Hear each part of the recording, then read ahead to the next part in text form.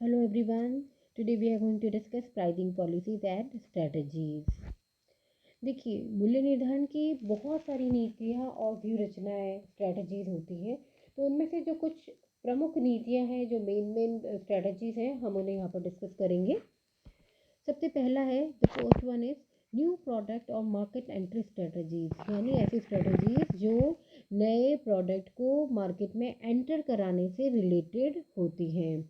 देखिए, इसके अगेन दो भागों में से कैटेगराइज किया गया है, for existing product and for innovative products. देखिए, पहले बात करेंगे एग्जिस्टिंग प्रोडक्ट्स की, यानी ऐसे प्रोडक्ट्स जो ऑलरेडी मार्केट में अवेलेबल है। यानी जब कोई संस्था किसी विद्यमान उत्पाद की नकल करके किसी उत्पाद का विकास करती है, तो उसे बाजार में प्रवेश कराने के लिए या जमाने के लिए एक प्रॉपर स्ट्रैटेजी बनानी होती है। और ऐसी स्ट्रैटेजी कई तरह की हो सकती है, जैसे कि प्रीमियम प्राइस, यानी हाई क्वालिटी प्रोडक्ट को चूज करके और उसकी हाईएस्ट प्राइस निर्धारित कर दी जाए, या फिर मितव्ययी मूल्य रणनीति, यानी कि निम्न किस्म का उत्पाद बनाकर उसका कम मूल्य निर्धारित किया जाए, या फिर गुड वैल्यू, यानी कि हाई क्वालिटी प्रोडक्ट है लेकिन उसकी कम जो प्राइस लगाकर उसे मार्केट में सेल किया जाए। तो ये कुछ ऐसी स्ट्रेटजीज होती हैं जो कि विद्यमान प्रोडक्ट से रिलेटेड हो सकती हैं। अब बात करेंगे इनोवेटिव प्रोडक्ट्स की, यानी ऐसे प्रोडक्ट्स जो कि कुछ नवीन नवाचार वाले उत्पाद होते हैं, अभिनव उत्पाद कहलाते हैं, यानी कि जो कभी भी बाजार में पहले उपलब्ध नहीं थे, उनका मूल्य निर्धारण पहली बार ही किया जा रहा हो। तब ऐसी कंडीशन में ये दो स्ट्रेटजीज होती हैं। First one is skimming the cream. जैसा कि इसके नाम से पता चल रहा है, इसे कहेंगे मलाई उतार मूल्य रणनीति। यानी जब कोई कंपनी किसी न्यू प्रोडक्ट को इनोवेट करती है, तो वो बाजार की मलाई उतारने की रणनीति अपनाती है। यानी प्रवेश के समय, एंट्री के समय उसकी बहुत अधिक हायर प्राइजेस डिसाइड की जाती हैं, क्योंकि उस समय कॉम्पिटिटर्स नहीं होते हैं, तो वो बहुत अच्छी उसकी प्राइस रखते हैं और ज़्यादा से ज़्यादा प्रॉफिट कमा लेते हैं। और फिर धीरे धीरे जैसे कंपटीशन बढ़ता जाता है, वैसे वैसे वो धीरे धीरे उसकी प्राइस को कम करते जाते हैं। तो वे परत दर परत मलाई उतारते जाते हैं, इसलिए इसे कहा जाता है स्किमिंग द क्रीम। देखिए, ऐसा कब होता है, हमने जनरली देखा होगा मोबाइल फ़ोन्स, जो सेल फ़ोन आते हैं, उनकी इनिशियली बहुत हेवी प्राइजेस रखी जाती हैं, और फिर धीरे धीरे जैसे जैसे कॉम्पिटिटर्स आते रह जाते हैं या मार्केट में प्रोडक्ट थोड़ा सा जमने लगता है, तब उसकी प्राइजेस डाउन कर दी जाती है। तो that is called skimming the cream. And the next one is market penetration, यानी बाजार भेदन या वेदन मूल्य रणनीति। मैंने आपको पहले भी एक एग्जांपल शेयर किया था निरमा वॉशिंग पाउडर का।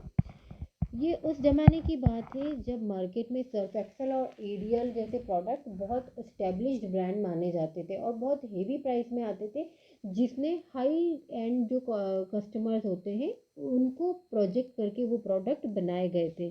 तब उस कंडीशन में निरमा वॉशिंग पाउडर ने मार्केट पेनिट्रेशन की रणनीति को अपनाया। उसने अपनी प्राइसेस बहुत डाउन करी और मार्केट में एंट्री किया, और इस कम प्राइस के कारण उसका मार्केट शेयर तुरंत ही बहुत ज़्यादा हो गया। उसने पूरे मार्केट को कैप्चर कर लिया। तो इसे कहते हैं बाजार भेदन या मार्केट पेनिट्रेशन, यानी नए उत्पाद को जब बाजार में प्रवेश कराने के लिए उसका आरंभ में उसका प्राइस जो है वो कम रखा जाता है, और इससे वो आसानी से अपने मार्केट में अपने आप को स्टैब्लिश कर पाते हैं। ठीक है। The next one is product mix pricing strategies. Product mix यानी जिसे कहेंगे उत्पाद मिश्रण मूल्य नीतियाँ एवं रणनीतियाँ। देखिए, जो प्रोडक्ट से रिलेटेड होती हैं, जैसे the first one is product line pricing, यानी उत्पाद श्रृंखला मूल्य नीति। इसमें ऐसी स्ट्रेटजी यूज़ की जाती है जिसमें उस ऑर्गेनाइजेशन के जितने भी प्रोडक्ट लाइन होती है, जितने भी उत्पादों की श्रृंखला होती है, वहाँ पर उनकी एक स्ट्रेटजी डिसाइड कर ली जाती है। यानी उस प्रोडक्ट लाइन के जो डिफरेंट डिफरेंट वेरिएंट्स होते हैं, उनके बीच में प्राइस स्टेप तय कर दिए जाते हैं। ठीक है, प्राइस स्टेप उसके तय कर दिए जाते हैं, जिससे प्रत्येक जो उसका क्रमागत मूल्य कदम का निर्धारण करते समय उस उत्पाद श्रृंखला के उत्पादों की लागतों, उसके उपभोक्ताओं के विचारों, उनके लक्षणों और जो कॉम्पिटिटर्स के जो प्रोडक्ट होते हैं उनके मूल्यों को ध्यान में रखकर इन स्टेप्स को डिसाइड किया जाता है। ठीक है। The next one is optional product pricing, यानी विकल्प उत्पाद मूल्य नीति। इसमें कई ऑर्गेनाइजेशन ऐसे प्रोडक्ट्स को बनाती हैं जो जो मेन प्रोडक्ट होता है उनके साथ खरीदे जा सकते हैं। हालांकि उनका खरीदना कंपल्सरी नहीं होता है, that is optional, but it is possible to purchase these product. जैसे कार परचेज करते टाइम कंपनीज उसके साथ में स्टीरियो या इस तरह का कोई भी म्यूज़िक सिस्टम जो होता है उसका ऑप्शन साथ में दे सकती है। हालांकि इसको साथ में परचेज करना कंपल्सरी नहीं होता है। तब ऐसी कंडीशन में कुछ कंपनियां ऐसे ऐसे में क्या स्ट्रेटजी यूज़ करेगी कि जो उसका मेन प्रोडक्ट है उसकी प्राइस हायर रखेगी और जो उसके ऑल्टरने ऑप्शनल प्रोडक्ट्स हैं उनकी प्राइस कम रखती है। तो इससे जो ऑप्शनल प्रोडक्ट है वो भी आराम से उसके साथ साथ बिकने लगता है। जबकि कुछ कंपनीज इसके अपोजिट स्ट्रेटजीज भी यूज़ कर लेती है कि जो उसके ऑप्शनल प्रोडक्ट्स होते हैं उसकी प्राइजेज वो अधिक रख लेती है, क्योंकि उसको पता है कि जो मेन जो उसका प्रोडक्ट है उसमें ऑलरेडी बहुत कंपटीशन होता है। तब ऐसी कंडीशन में वो यहाँ से अपने प्रॉफिट्स को बैलेंस करने की कोशिश करती है। The next one is complementary product pricing. Complementary यानी जो पूरक उत्पाद होते हैं। जैसे अगर आप रेज़र खरीदेंगे तो रेज़र के लिए ब्लेड की आवश्यकता होगी, अगर आप कंप्यूटर खरीदेंगे तो उसके साथ सॉफ्टवेयर की आवश्यकता होगी। तब ऐसी कंडीशन में क्या करती हैं फर्म्स, जो मेन प्रोडक्ट होता है उसकी प्राइस कम रख सकती है और जो इसका कॉम्प्लीमेंट्री प्रोडक्ट है उसका प्राइस वो अधिक रख सकती है। और इसका मेन रीज़न क्या हो सकता है कि जो मेन प्रोडक्ट है वो तो एक बार बिकता है, लेकिन कॉम्प्लीमेंट्री प्रोडक्ट तो बार बार बिकते हैं। तब ऐसी कंडीशन में उसको ज़्यादा बेनिफिट्स हो पाते हैं। तो हालांकि स्ट्रेटजी कंपनीज अपनी अपने अकॉर्डिंग डिसाइड करती है, पर इस तरह की कुछ जो है स्ट्रेटजीज हो सकती है। The next one is by product pricing. इसे कहेंगे जो उप उत्पाद होते हैं। जैसे सपोज एक फर्म चीनी का उत्पादन कर रही है तो उसमें जैसे गन्ने से उसने चीनी बनाई तो गन्ने के छिलके बचेंगे या उसका जो सीरा होगा वो बचेगा। हालांकि उसकी कोई डिमांड नहीं होती है, उसकी कोई यूटिलिटी भी बहुत कम होती है। फिर भी ऐसे ऐसे कंडीशन में फर्म्स क्या करती है, जो मेन प्रोडक्ट होता है उसका, जैसे मान लीजिए शुगर है तो मेन प्रोडक्ट अगर उसका जो बाय प्रोडक्ट है वो अगर उसको हायर प्राइस में बिक जाता है, तब ऐसी कंडीशन में वो फर्म अपने मेन प्रोडक्ट की प्राइस कम रख सकती है, क्योंकि उसको उसका बेनिफिट बाय प्रोडक्ट से मिल जाता है। लेकिन यदि बाय प्रोडक्ट से उसका बेनिफिट उसको नहीं मिलता है, तब ऐसी कंडीशन में सारे प्रॉफिट का जो भार है वो मेन प्रोडक्ट्स पर आ जाता है। तो इसे कहते हैं by product pricing policy. And the next one is product bundle pricing, यानी उत्पाद समूह मूल्य नीति। इस नीति के अनुसार फर्म्स क्या करती हैं, अपने विभिन्न उत्पादों का एक ग्रुप बना लेती हैं और उस पूरे ग्रुप को वो कम मूल्य पर मतलब उपलब्ध करवाती है। जैसे सपोज एक रेडीमेड कपड़े वाली कोई फर्म है तो वो क्या करेगी, शर्ट, टाई, पैंट, ब्लेज़र, इन सब का एक पूरा एक ग्रुप बना लेगी और इनको एक साथ बेचने के लिए उसकी प्राइजेस को कुछ कम कर सकती है। ठीक है, तो ये कहलाती है कि भाई आपने एक पूरा प्रोडक्ट बंडल कस्टमर्स को अट्रैक्ट करने के लिए उस पूरे बंडल का प्रोडक्ट प्राइस कम कर लिया। इससे प्राइस तो कम हो गया, लेकिन फर्म को ज़्यादा बेनिफिट मिला कि उसकी एक की जगह पर उसके 4 प्रोडक्ट सेल होते हैं। ठीक। The next one is special pricing strategies, यानी विशेष जो है मूल्य नीतियाँ। दैट इसमें पहला है वन प्राइस पॉलिसी, यानी एक समान मूल्य नीति। यानी समान मात्रा में जो माल क्रय करने वाले सभी कस्टमर्स से एक समान मूल्य वसूल किया जाता है, तब इसे कहते हैं वन प्राइस पॉलिसी। इसके नाम से बिल्कुल क्लियर है। The next one is single price policy, इसे कहेंगे एकल मूल्य नीति। देखिए इन दोनों में थोड़ा सा डिफरेंस है। ये कहलाती है एकल मूल्य नीति, यानी जैसे हम कई बार एग्जीबिशंस में या जो मॉल्स में जो नीचे छोटी दुकानें होती हैं, वहाँ पर हम देखते हैं ना 100 रुपीज़ पर आइटम, कि आपके यहाँ का हर प्रोडक्ट जो है वो 100 रुपीज़ में सेल होगा। हालांकि ये चीज़ें रिटेलर्स के लिए ज़्यादा यूज़फुल होती है, बट फिर भी ये भी एक स्ट्रेटजी होती है प्राइसिंग की।